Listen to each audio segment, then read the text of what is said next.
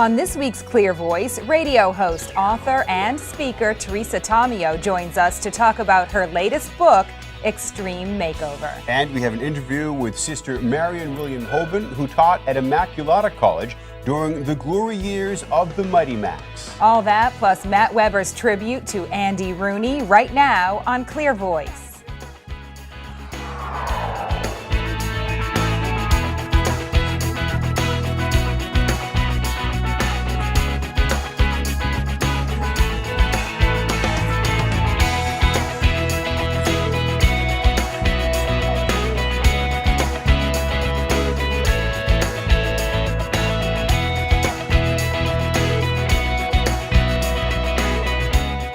Hello, everyone, and welcome to Clear Voice. I'm John Monahan. And I'm Christine Caswell. The Mighty Macs movie is playing at theaters across the country. It's an inspirational film about a small women's college and their unlikely success on the basketball court. Recently on Clear Voice, we heard from the coach of the legendary team. This week, Catholic TV's Bonnie Rogers speaks with one of the nuns who taught at the school during those championship years.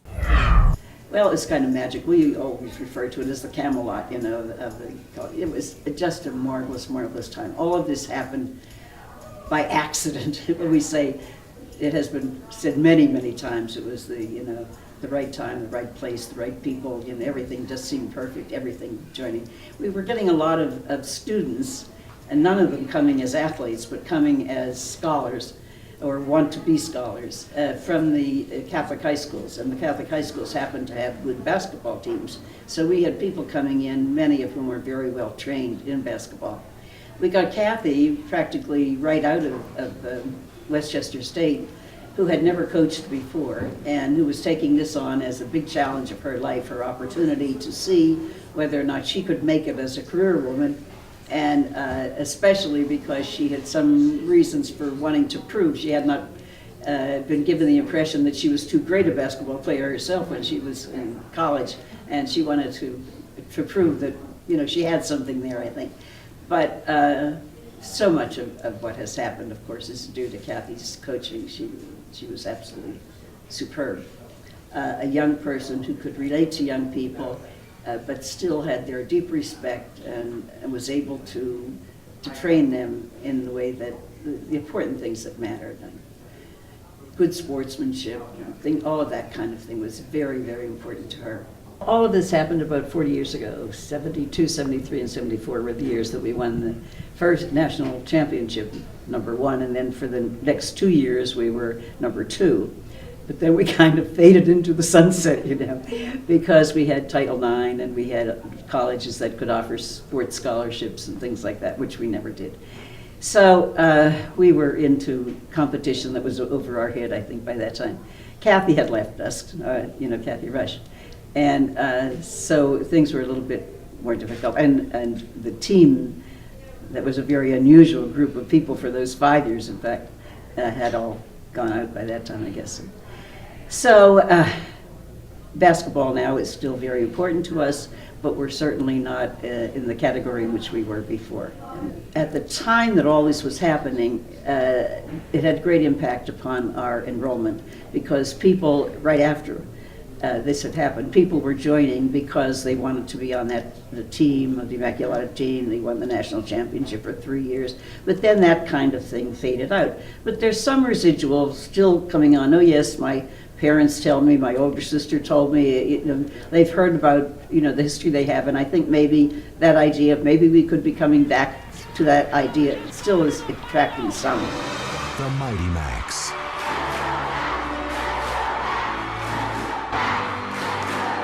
Next week, we'll have an interview with one of the stars from the movie and the real-life character she portrayed. There are a growing number of Hebrew-speaking Catholics in Israel, and to prevent them from losing their Christian roots, there's a new project underway. Rome Reports talks with Father David Newhouse, patriarchal vicar for the Hebrew-speaking Catholics in Israel. In the state of Israel, Catholics have always been a minority, of course, but nowadays the profile of this small community is changing. What we are facing is the huge challenge of having thousands of Hebrew-speaking Catholics who belong to the migrant communities. They are predominantly children of migrant workers or asylum seekers who have reached Israel. Father David Newhouse lives in Jerusalem. He's a patriarchal vicar for Hebrew-speaking Catholics. In Israel, he says immigrant workers are mostly from the Philippines and India. Those seeking asylum are predominantly from Sudan and Eritrea. Since their children now go to school in Israel, they speak and are taught in Hebrew. To prevent them from losing their Christian roots, a new project is underway. The publication of catechism books in Hebrew, which is a totally new project. Teaching religion classes within these communities of migrants. This and other issues were discussed by the Latin bishops of the Arab region, who recently met in Rome for their annual conference. It's a challenge they welcome, especially since, in a way, it brings Christians closer to their roots in the Holy Land. To think through our faith in a language which is the original language of the Old Testament, but which has never been used by Christians as a Christian language. And so that too we embrace with a great deal of enthusiasm. Despite some challenges, Father Newhouse says it's a key moment for the Catholic Church in Israel, not only because of its collaboration with the immigrant community, but also, he says, because of its reconciliation efforts with the Jewish community. The annual conference for Latin bishops of the Arab region was held in Rome in mid-October. Along with issues facing Hebrew-speaking Catholics, the discussion centered around challenges facing Christians living in the Middle East. Coming up after the break, we'll be talking with radio host and author Teresa Tomeo. Stay with us.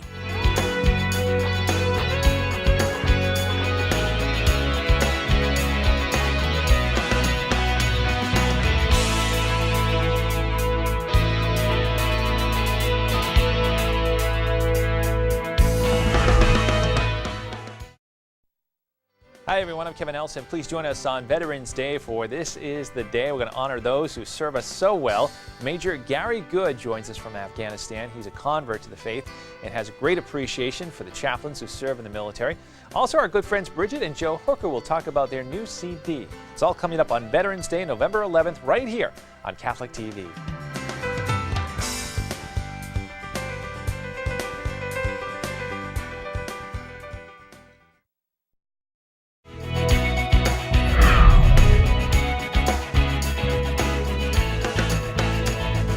Teresa Tomeo is an author, syndicated Catholic talk show host, and a motivational speaker. Her latest book, Extreme Makeover, discusses the pervasiveness of media in today's culture and talks about ways that women and their families can make an extreme media makeover to rid themselves of the messages and toxic images that bombard them daily. Christine recently had a chance to speak with Teresa about her new book and her ministry that helps empower women to counter the culture.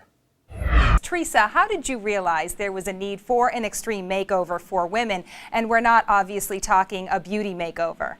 Well, actually, it was because of my own extreme makeover that I experienced. That combined with the research I discovered in doing my first book, Noise, which was all about media influence, I noticed that there was so many messages from the culture being targeted at women, whether it be body image, whether it be sexual promiscuity, abortion, radical feminism, and contraception. I just thought, there should be one book that puts everything together for women from a truly, Catholic perspective.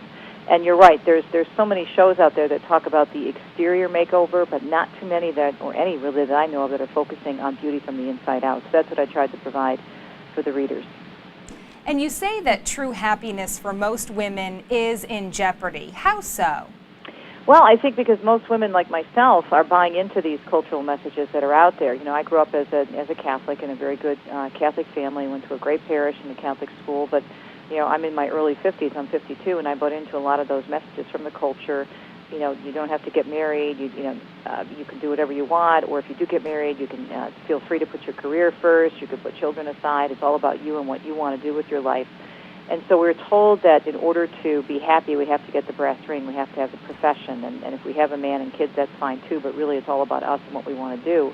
And I bought into that, and also bought into the lies that said, we could be pro-choice, there's not a problem with that, or contraception, and living these so-called, worldly ideals that put ourselves first and everybody else last. And that led to what Pope Benedict calls, and actually had talked about before with women, this imploding on oneself, where you actually isolate yourself from community and from fellowship and ultimately from God.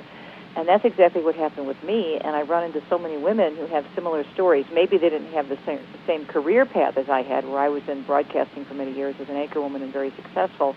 But many of them, of course, pursued college and a profession, not that that's a bad thing, but got so focused on their own personal goals and gratification that they lost sight of everything else and really turned out to be quite miserable. So that's what I'm trying to get people to look at. Okay, here's what the world says is important. Here's what God says is important. What happens when you follow the world's ways, and what happens when you follow God's ways? And again, I'm speaking from personal experience, having struggled with many of the issues that are out there today. I struggled with an eating disorder as a child. I had problems in my marriage from my selfishness. And so in addition to the research that I provide in the book, which is plentiful in this book, there's all kinds of statistics to back up church teaching, but it's also my own personal testimony of living without God and living back within the church. And then I close the book with a great chapter called Let's Hear It for the Girls, testimonies based on timeless truths, converts and reverts into the Catholic faith. So, I try to let people know that, yeah, I've done the research, I've done my homework, but I've also done my homework from the School of Hard Knocks as well. You lived through it, basically. Right, exactly. That testimonial, obviously very important. You also warn mothers, especially, of the media's influence on their children. I'm a mother, I can relate to this. Language, aggression, it seems to be coming from so many angles. How do you stay on top of it?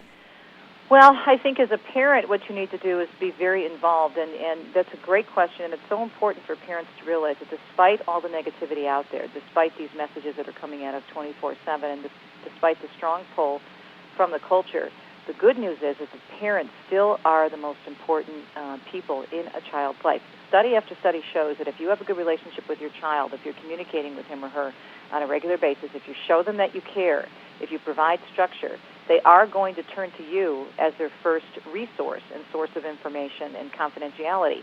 So parents need to know that. It's very important. Don't let the media convince you that you shouldn't be involved in these decisions. At the same time, they should be very, very aware of, and that's why they can read and watch Catholic television and read resources like I have in this particular book, but they have to be aware of what the reality is in terms of the media. You mentioned aggression. You mentioned the influence, especially on young girls. We had two studies just come out recently. There was one that was done by the Girl Scouts Research Institute called Get Real, Girls in Reality TV, and another study that came out from Brigham Young University in Utah about bad language and the impact it has on kids. In the reality TV study, it showed that TV is still a number one activity for young girls, and that a majority of young girls are very much into watching, and this is very scary to me, reality TV programs. On top of that, many of the girls surveyed, and they surveyed 1,100 girls around the country, said that they believe reality TV is real, that it increases the interest in drama in their own lives. They expect gossiping to be normal. They expect fighting to be normal. And they also think that in order to get ahead, you have to be mean and you have to lie. And so that, to me, I think is a wake-up call for parents. And then in terms of aggression and profanity, this survey that just came out from Brigham Young is showing that even bad language, foul language, when it's on television, if kids are consuming television that contains, profanity, it can not only lead to them behaving badly in terms of their own language usage, but also it can increase aggression. And so all these things are coming at us, and it's so important for parents to take media controls seriously. This doesn't mean that your kids can't watch television. It doesn't mean that they can't have a computer. That's ridiculous in this day and age. They have to learn how to work with these things because they're part of life, and we also have to learn how to discern the messages that are coming at us. But for heaven's sakes, I still don't see enough parents limiting TV exposure. Or if the kids have a cell phone, taking the cell phone away from them when they come home from school and say, okay, you're done now. You're home. You got to do your homework. We're going to have family time. So they need to set guidelines and stick to them. Very, very important. I think it's a great idea not to have TV during the week because you have homework to do. You should have family time. I'm not so sure that's realistic. But if you are going to have them watch television, parents need to be watching it with their kids and pick the programs that they're watching, especially if they're younger in grade school, and especially if they're, very young, let's say in first, second, and third grade, because they're so impressionable at that age. So again, they need to limit it, but they also need to teach them what's proper programming and what isn't. Great advice. Teresa Tomeo, thanks so much for joining us on Clear Voice today. Thank you so much, and appreciate you mentioning the book, and I hope lots of people pick up Extreme Makeover. To learn more about Extreme Makeover and Teresa's speaking engagements, drop by our website at CatholicTV.com/clearvoice.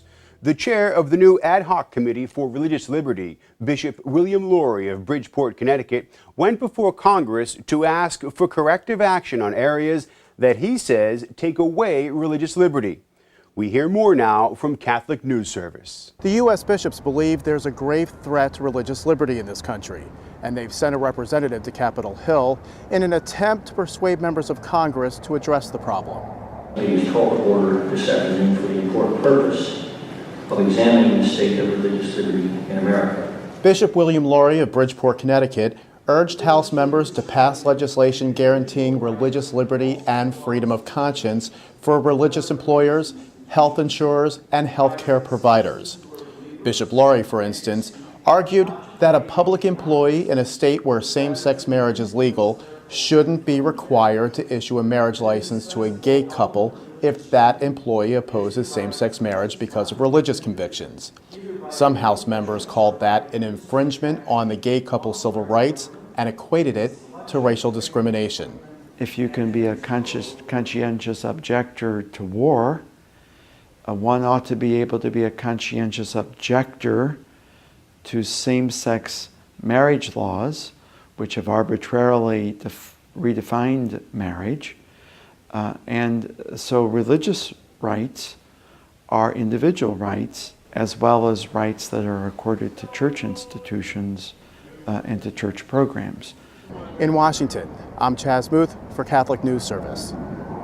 Coming up next on Clear Voice. In many ways, my role model and my idol, my inspiration, Andy Rooney, has recently decided to retire.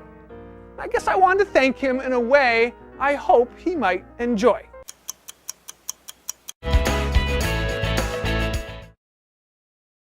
Join Catholic TV each weekday morning for the daily Mass celebrated by priests of the Archdiocese of Boston. You can also join in the celebration online, live, and on demand at www.catholictv.com. The Daily Mass on Catholic TV.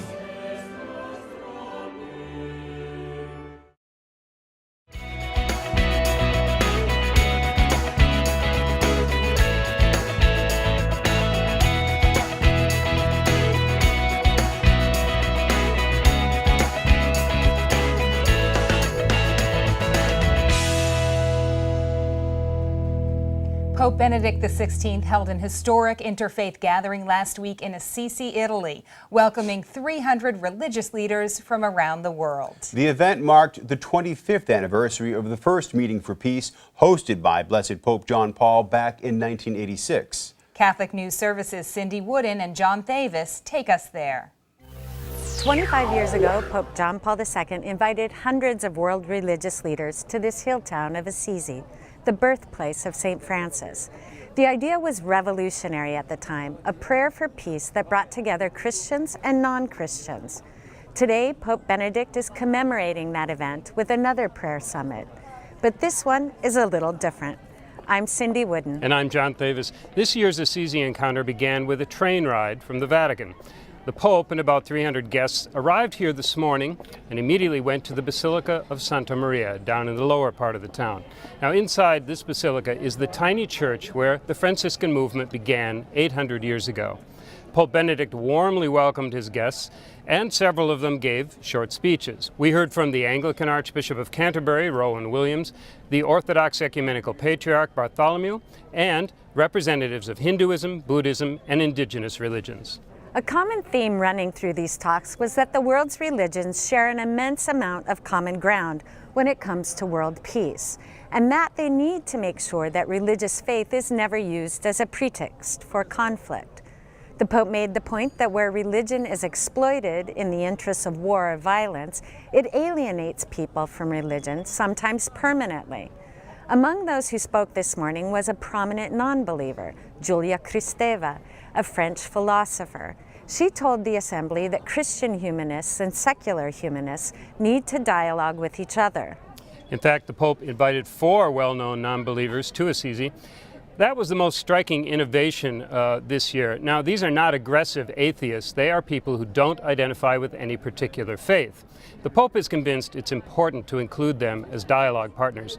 First, because they are actively engaged in the debate over truth and morality. And second, because they represent a growing number of people in secularized societies, people who are so far unconvinced by religion, but who remain open to discussion and reflection.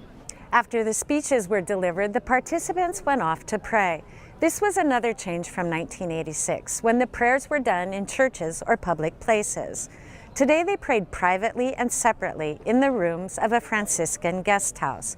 In planning this encounter, Pope Benedict and his aides were very sensitive to criticism that Assisi would be a melting pot of faith identities. That's why the program for this evening, unlike the original event in 1986, also avoided a moment of joint prayer. Instead, participants came together in front of the Basilica of St. Francis and pledged to work for peace. What also characterized today's encounter was the spirit of St. Francis.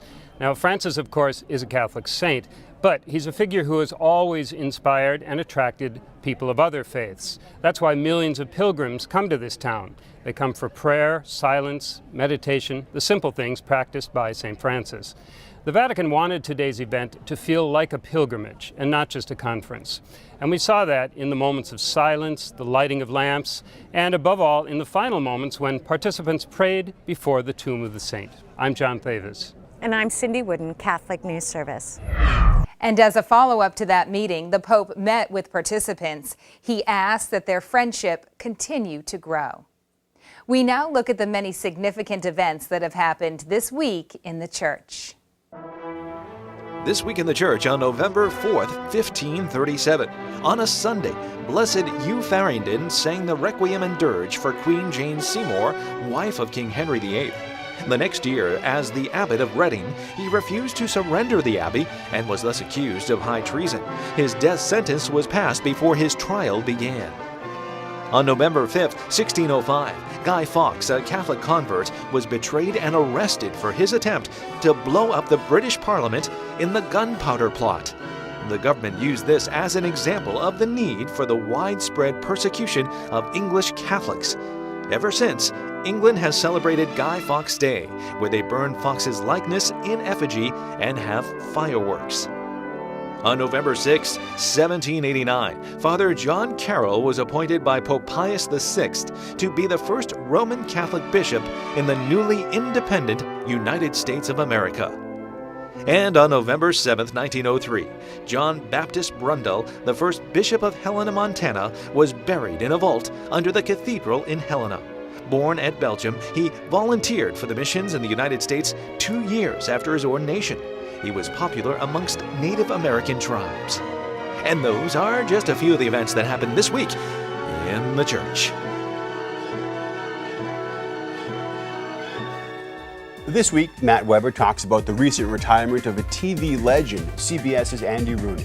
It's the end of an era for 60 Minutes, and it's a sad day for so many of us, John, including Matt, who grew up with this legend. Matt now honors Rooney with a tribute in this week's A Word with Weber.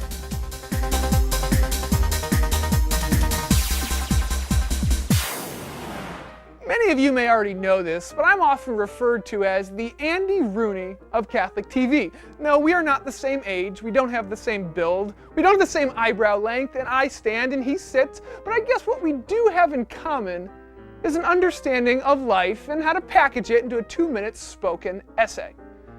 In many ways, my role model and my idol, my inspiration, Andy Rooney, has recently decided to retire. I guess I wanted to thank him in a way I hope he might enjoy.